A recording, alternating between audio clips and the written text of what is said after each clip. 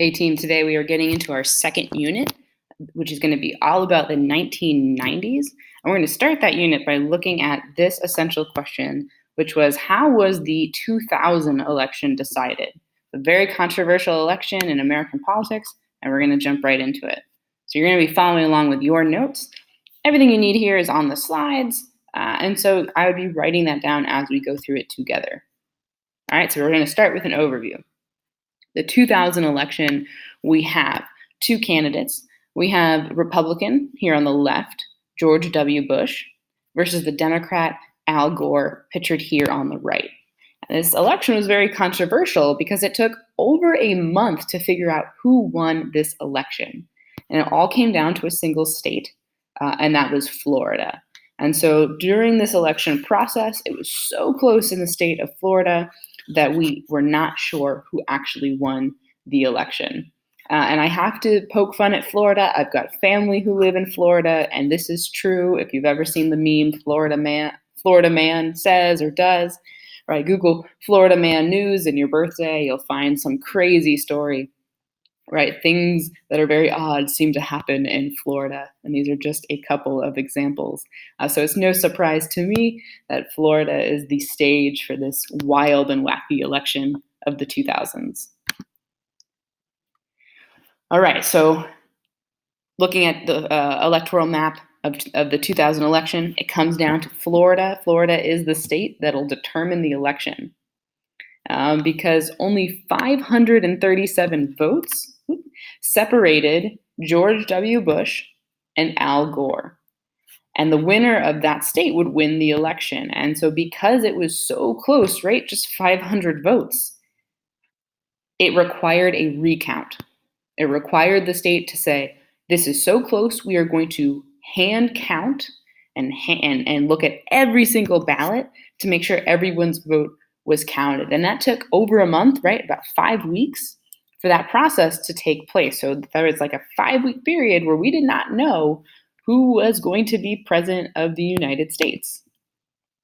And this was really controversial because these ballots in Florida called butterfly ballots were really confusing.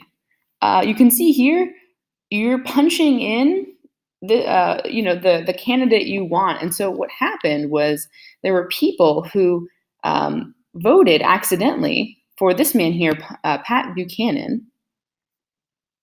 They punched this second number thinking they were voting for Al Gore, and that wasn't the case. Al Gore's ballot was supposed to be punched here on this third from the top position. And so we have this controversy. You can see this photo kind of makes me laugh. This guy is super intensely looking at the ballot, trying to figure out, right, what was the person intending to vote for when they cast their vote that day. And so ultimately, after 5 weeks, went by, we're still counting the votes. We still don't know who's president. The Supreme Court takes this case called Bush versus Gore. And so Bush versus Gore is a Supreme Court case. And it actually decided that the recount process was unconstitutional or not legal. This is supposed to be one word here, unconstitutional. There's a little slide error. But that was the decision that the court made, that the process of counting the votes was unconstitutional, and that means that Bush won the election.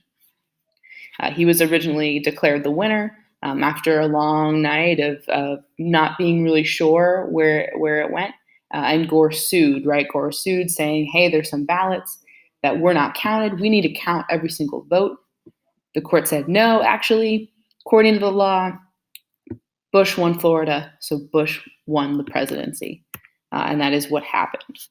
And so I'm going to leave you with this final vocab word, this final point we need to know, which you're going to look into in our skills practice in just a few minutes. But that vocab word is called third-party spoiler. And that's the idea that sometimes there are candidates who run for president that are not Democrats and they're not Republicans. They run under a different party. So in this case, in 2000s, this man pictured here, Ralph Nader, was a Green Party member. Green Party represents like environmental issues. They're concerned about the environment, climate change, that kind of thing. And so Ralph Nader ran for president. And in Florida and other states, one could argue that he pulled some votes away from Al Gore. And if Al Gore had uh, been the only one running in those states, he might have won some other states that put him ahead, right? Got him to those 270 electoral votes. And that's the idea of the third party spoiler, that somebody else comes in, pulls votes away from other candidates, and actually changes the election.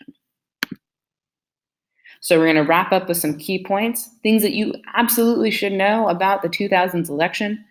Number one, hey, just like in 2016 with Hillary Clinton, Gore won the popular vote. Al Gore won more votes nationwide, but Bush, the Republican, won the Electoral College and therefore won the presidency. And because of the unknown with the weeks of recounts, the Supreme Court stepped in. They determined the election. That's the first time that's happened before, right? Where a court has decided who becomes president, and they side with George W. Bush, and that is how he becomes president of the United States. And finally, like we touched on in the last slide, we did have a third party candidate who may have impacted the outcome of the election, and we call that the third party spoiler or the spoiler effect.